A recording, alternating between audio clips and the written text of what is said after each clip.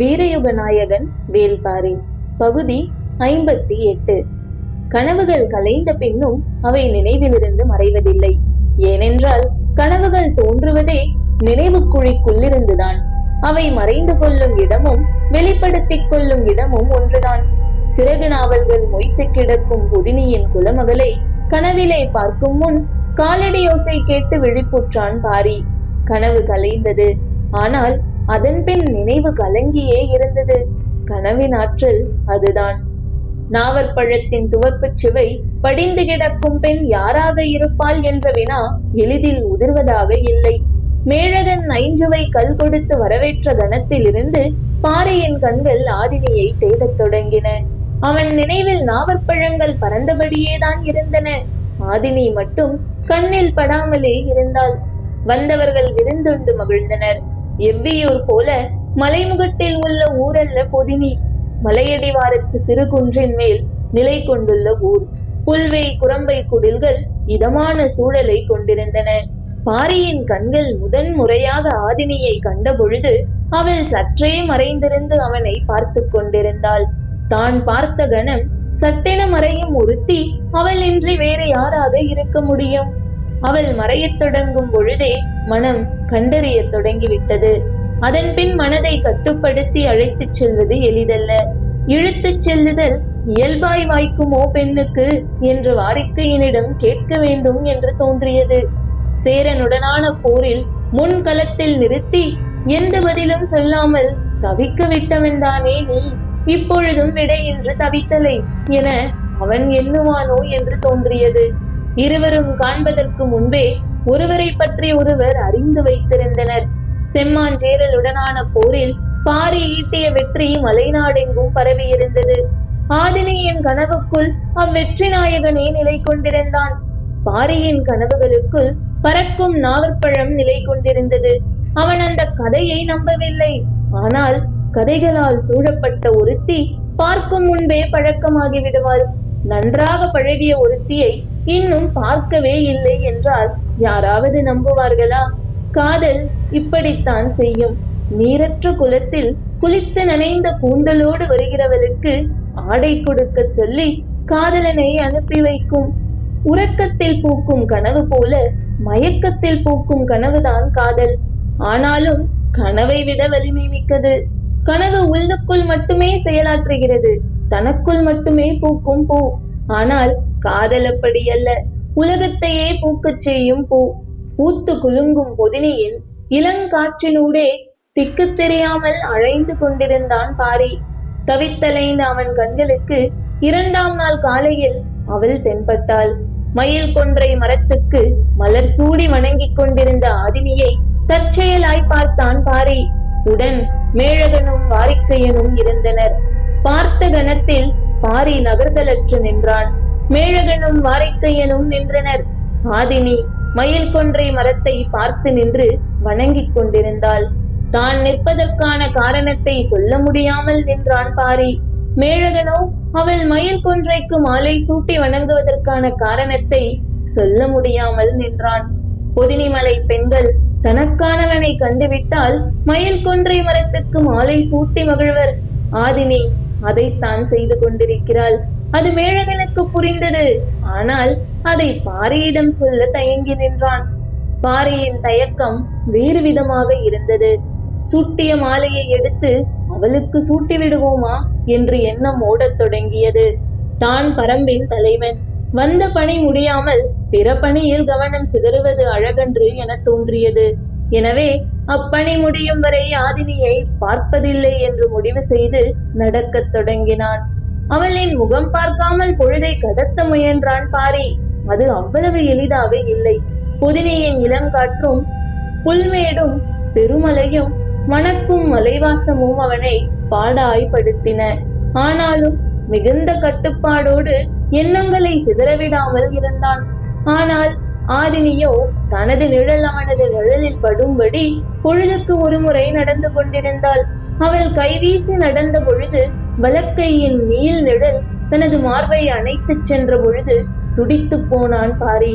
நிழலுக்குள் புகுந்து உடலுக்குள் வெளிவந்து கொண்டிருந்தாள் ஆதினி. என்னதான் செய்ய முடியும் பாரியால்? மூன்றாம் நாள் மாலை நேரத்தில் பொருத்தமான சூழலில் சாணைக்கல் பற்றிய பேச்சு வந்தது. வாரிக்கையனும் கூழையனும் மிகுந்த மகிழ்வோடு அதில் பங்கெடுத்தனர். பாரி அக்கல்லினை பரம்புக்கு தந்துதவ வேண்டும் என்று கேட்டான். மேழகனும் அதற்கு சம்மதித்தான். இப்பேச்சு நடந்து கொண்டிருக்கையில் சற்று தொலைவில் நெல்லி மரம் ஒன்றின் அடியில் தோழிகளோடு வீற்றிருந்தாள் ஆதினி. பாரி கேட்டதும் மேழகன் ஒப்புக்கொண்டதும் ஆதினியின் காதிலே விழுந்தன. உருகணம் திகைத்தாள் ஆதினி. பாரியா இதனை கேட்டது என மீண்டும் ஒரு முறை மனதுக்குள் உறுதிப்படுத்தினாள். அவள் கண்கள் கலங்கின. சட்டென அவ்விடம் விட்டு அகன்றாள். உடனிருந்த தோழிகளுக்கு காரணம் புரியவில்லை. மேழகன் சாணைக்கல்லினை தர ஒப்புக்கொண்டதற்கு பிறகுதான் பாரியின் மனம் இயல்பு நிலைக்கு திரும்பியது. அதன் பின் தான் அவன் கண்கள் ஆதினியை தேடத் தொடங்கின. அவள் நெல்லி மரம் விட்டு அகன்றிருந்தாள். தேடி பார்த்தான். அவளை காணவில்லை. மறுநாள் காலையில் எழுந்ததும் பாரியின் கண்கள் அவளைத்தான் தேடின. மேழகன் வந்தான். சாணைக்கல் இருக்குமிடம் செல்ல எல்லோரும் ஒன்று கூடினர். ஆனால் ஆதினி கண்ணில் தட்டுப்படவே இல்லை. 3 நாள்களாக தனது நிழலோடு உரசி நகர்ந்த அவள் இப்பொழுது கண் பார்க்கும் வெளியிலேயே இல்லையே ஏன் என புரியாமல் திகைத்தான். ஆதினியின் தோழிகளுக்கும் இது புரியவில்லை. பார்த்த கணம் முதல் பாரியை விட்டு அகலாத ஆதினியின் கண்கள் இப்பொழுது அவன் இருக்கும் திசை பக்கமே திரும்ப மறுப்பது ஏன் என்று அவர்களுக்கும் புரியவில்லை. சாணைக்கல்லை அரக்கோடு கலந்து பேருருளையாக செய்து காய வைப்பதை பற்றி மேழகன் விளக்கினான். பாரி அதை பார்த்து கொண்டுதான் இருந்தான். ஆனால் கல்லும் மரக்கும் ஒட்டாமல் இருக்கும் துயரம்தான் அவன் மனதில் இருந்தது. சாணைக்கல் காய்வதற்கு நாள்களாயின. அதுவரை காத்திருந்தனர். ஆனால் பாரியால் ஆதினியின் புறக்கணிப்பை புரிந்து கொள்ளவும் முடியவில்லை, தாங்கிக் கொள்ளவும் இயலவில்லை. அவளுடன் இருந்த தோழிகளுக்கும் விளங்கவில்லை. அன்று காலை வாரிக்கையனும் கூழையனும் உடன் வந்தவர்களை அழைத்துக் கொண்டு மருத்துவ குடில் நோக்கி புறப்பட்டு போன பொழுது பாரி மட்டும் போகாது தனித்திருந்தான். இன்று ஆதினியை கண்டு பேசுவது என முடிவோடிருந்தான். சிற்றோடை கரையில் இருந்த சண்பக மரத்தின் அடியில் அவள் அமர்ந்திருந்தாள். தனித்திருந்தவளின் முகத்தில் கவலையின் கீற்று தென்பட்டது. குழப்பத்தின் பிடியிலிருந்த பாரி அவள் முன்னர் வந்து நின்றதும் பேச ஏதுமற்று அவள் புறப்பட ஆயத்தமானாள். மறித்த பாரி, என்னை விட்டு அகல்வதன் காரணம் என்ன என கேட்டான். நிமிர்ந்து பாரியின் கண்களை பார்த்தாள் ஆதினி. பார்வையின் பொருள் அவனுக்கு புரியவில்லை. அவள் சொன்னாள், பரம்பின் தலைவன் நான் நினைத்தது போல் இல்லை. அதிர்ந்தான் பாரி. அவள் எதன் பொருட்டு இவ்வார்த்தையை பயன்படுத்துகிறாள் என புரிந்து கொள்ள முடியவில்லை. ஒருவேளை இவள் தந்தையிடம் சாணைக்கல் வேண்டும் என உதவி கேட்டதால் இப்படி எண்ணுகிறாளோ என்று தோன்றியது. இதில் தவறொன்றும் இல்லையே.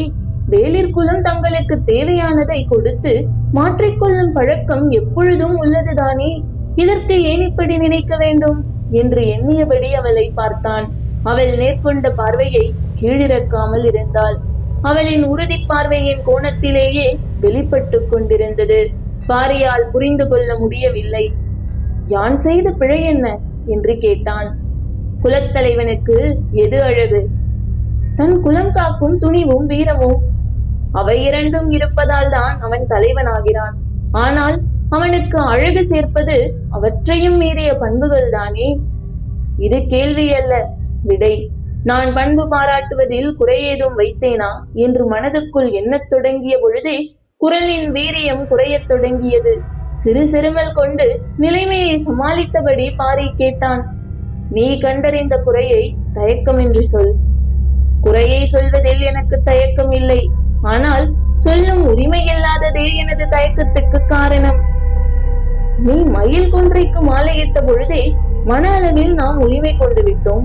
பின் ஏன் தயங்குகிறாய்? ஆதினிக்கு சற்றே அதிர்ச்சியாக இருந்தது. புதினியின் வழக்கத்தை அதற்குள் பாரி அறிந்து கொண்டானே என்று தோன்றியது. பரம்பின் தலைவன் வந்துள்ளான் என அறிந்ததிலிருந்து எனது மனம் நிலை கொள்ளவில்லை. வேளிர் கூட்டத்தின் இணையற்ற வீரனாக உம்மை பற்றிய கதை காடெங்கும் பரவி கிடக்கிறது. உன்னை பார்க்காமலே நான் காதல் கொண்டு கிடந்தேன். உனது வருகை நான் காதல் கொண்டு நீண்ட நாள்களுக்கு பின்னர் தான் நடந்தது என்றாள். பாரி வியப்புற்று கேட்டுக்கொண்டிருந்தான். ஆனால் சொல்ல சற்றே தயங்கினாள். பாரி அவளது வார்த்தையை கூர்ந்து கவனித்தான். பொதினிமலை வருகிறவர்கள் தம் குலங்காக்க மருத்துவ உதவியைத்தான் கேட்பார்கள். நீயோ ஆயுத உதவியை கேட்டாய். என்னால் அதனை ஏற்க முடியவில்லை. ஆதினி கூறிய பிறகு பாரியின் மன அழுத்தம் சற்றே குறைந்தது. அவன் சொன்னான், வேளிர் கூட்டத்தில் மருத்துவ அறிவியல் உச்சம் கொண்டவர்கள் பொதினிமலை வேளிர்களே என்பதை நான் அறிவேன். ஆனால் எங்களுக்கு தேவையானதை தானே நாங்கள் கேட்க முடியும். மறுமொழி ஆதினியை மேலும் அதிர்ச்சிக்குள்ளாக்கியது. தங்களுக்கு என்ன தேவை என்பதையே அறியாமல் குலத்தலைவன் எப்படி இருக்க முடியும்? ஆதினியின் சொல் கடும் தாக்குதலாக இருந்தது. எதன் பொருட்டு இவ்வார்த்தைகளை பயன்படுத்துகிறாள் என்பது பாரிக்கு புரியவில்லை. பரம்பின் தேவைகளை நான் அறியவில்லை என்றா சொல்கிறாய்? கேள்வியை பாரி முடிக்கும் முன் ஆதினி சொன்னாள், ஆம். மீண்டும் அதிர்ந்தான் பாரி. பரம்பு நாட்டை பார்த்தறியாதவள் பரம்பின் தேவையை நான் அறியவில்லை என்று எப்படி சொல்ல முடிகிறது? அதிர்ச்சியும் ஆவேசமுமாக மாறியது மனம்.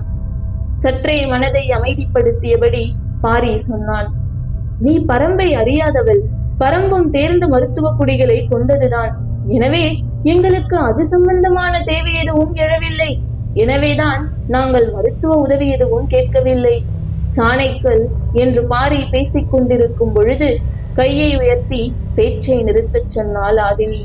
அவள் பார்வையில் இருந்த அழுத்தமும் கையை உயர்த்திய வேகமும் இடைவெளியின்றி நிறுத்தியது பாரியின் சொற்களை. பாரி விழியசையாமல் அவளை பார்த்து கொண்டிருந்தான்.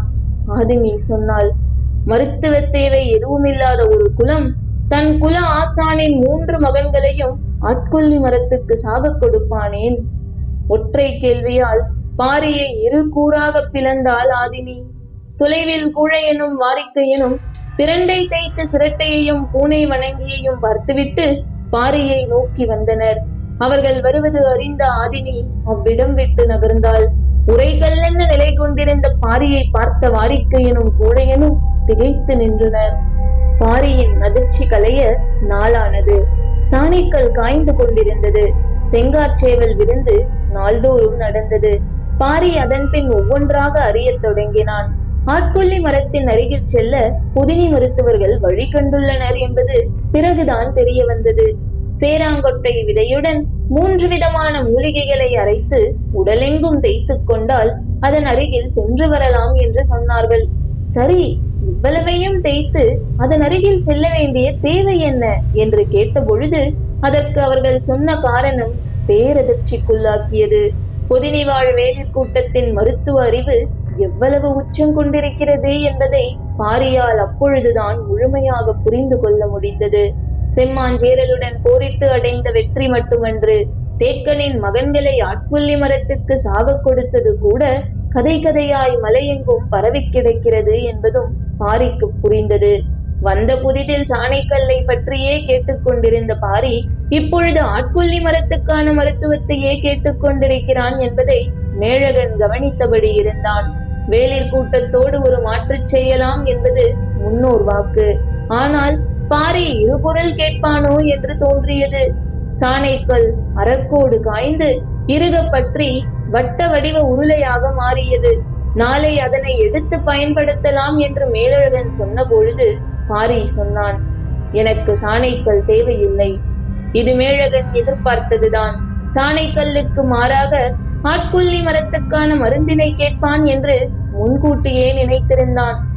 ஆனால் அம்மருந்தினை இனிமேல் தான் உருவாக்க வேண்டும் என்றான். நான் அம்மருந்தினை கேட்கவில்லையே என்றான் பாரி.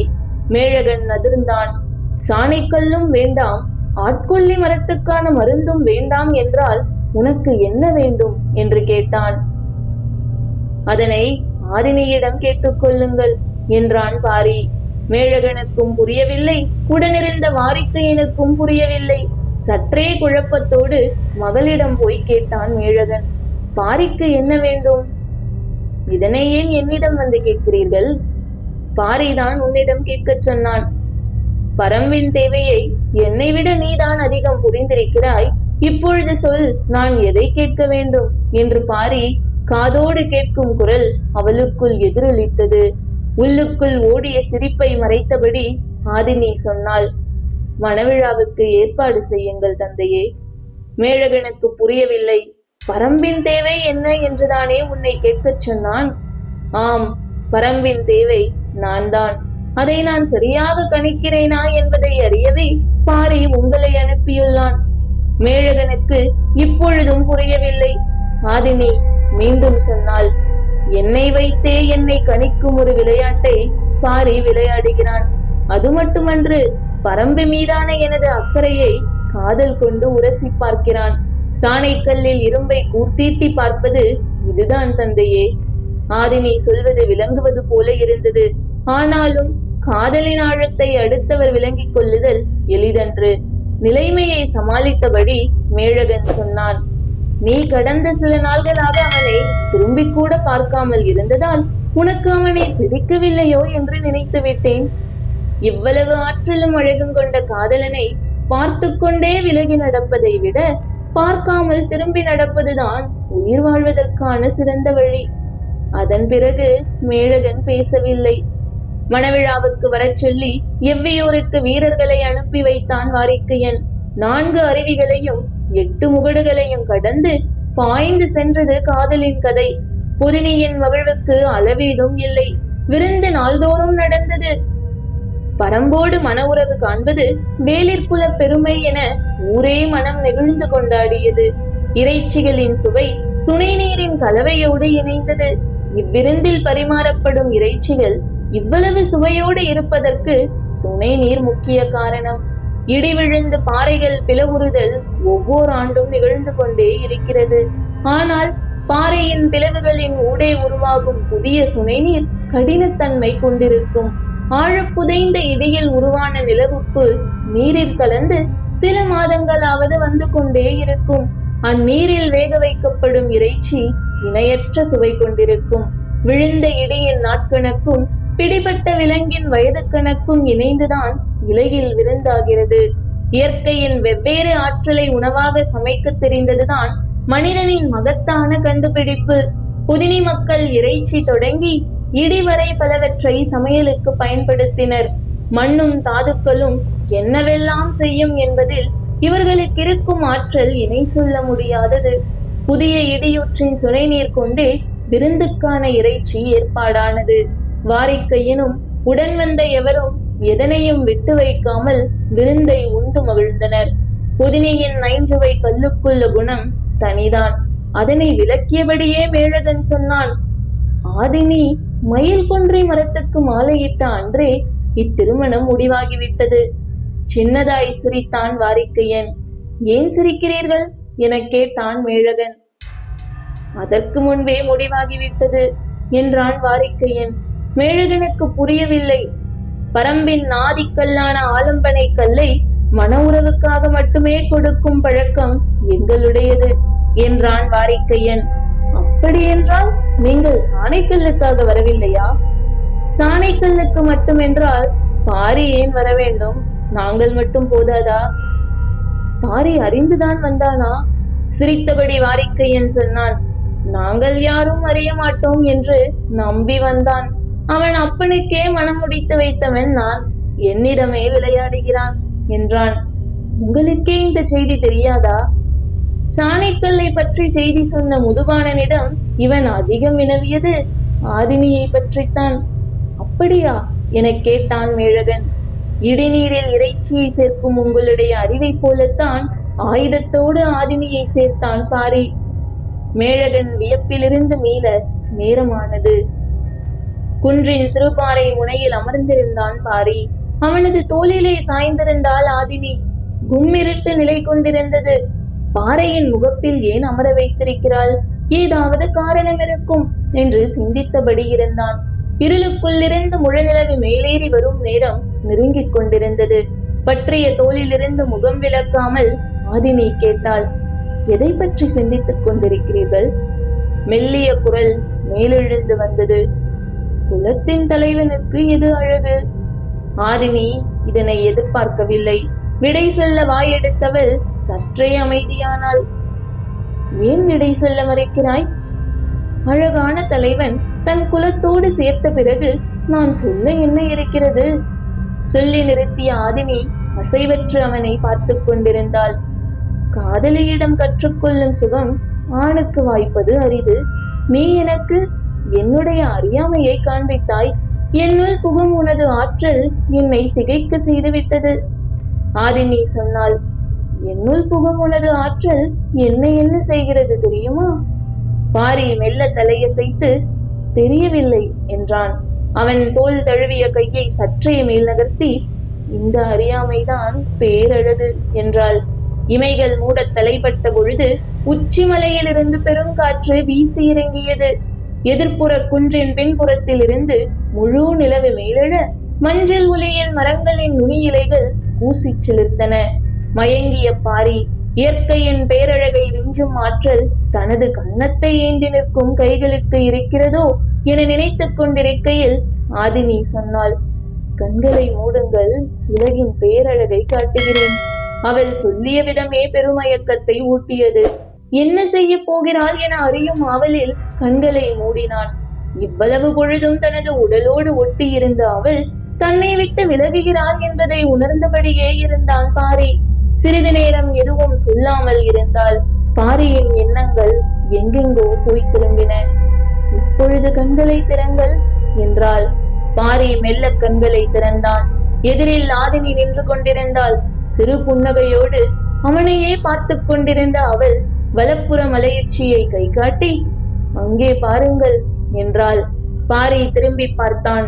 நில உலகில் மலையுச்சியை பார்த்து கொண்டிருக்கையில் ஏதோ ஒரு வேறுபட்ட தன்மையை உணர்ந்தான். என்னவென்று புரியவில்லை. காற்று வீசிக்கொண்டிருந்தது. கன நேரத்துக்குள் நூற்றுக்கணக்கான சிறகு நாவற் பழங்கள் மலையுச்சியிலிருந்து காற்றில் மிதந்து வந்து கொண்டிருந்தன. இமைக்காமல் பார்த்தான் பாரி. அலையலையாய் அந்த அதிசயம் வந்திறங்கியது. உச்சி மலையில் எட்டி பார்க்கும் நிலவுக்குள் இருந்து கருநீல பொன்வண்டு காற்றெங்கும் மிதந்தபடி பாரியை நோக்கி வந்தது. நம்ப முடியாத காட்சி. வானம் முழுவதும் வந்து கொண்டிருந்தது. கன நேரத்தில் கிறுகிறுத்து போனான். மலையுச்சியில் இருக்கும் சிறகு நாவற் காட்டிற்கு நேர் கீழாக இருப்பதுதான் பொதினி குன்று. உட்கார்ந்திருக்கும் இந்த பாறை முனை இன்னும் துல்லியமானது. விரிந்த ஈரிலையால் மிதந்து வரும் நாவலை அவனது கை எட்டி பிடிக்கும் பொழுது விலகியிருந்த ஆதினி அருகில் வந்து கட்டிப்பிடித்தாள். ஈரிலை கொண்டு இருவரையும் மூடின சிறகு நாவல்கள். கண் திறக்கவும் முடியாமல் மூடவும் முடியாமல் அவன் தவித்த பொழுது துவர்ப்பின் சுவையை அவனுக்கு ஊட்டத் தொடங்கினாள் ஆதினி. நாவற்பழத்தின் சாறு உள்ளிறங்கியது. பறப்பதற்கு ஈரிலை கூட தேவையில்லை. ஈரிதழே போதும்.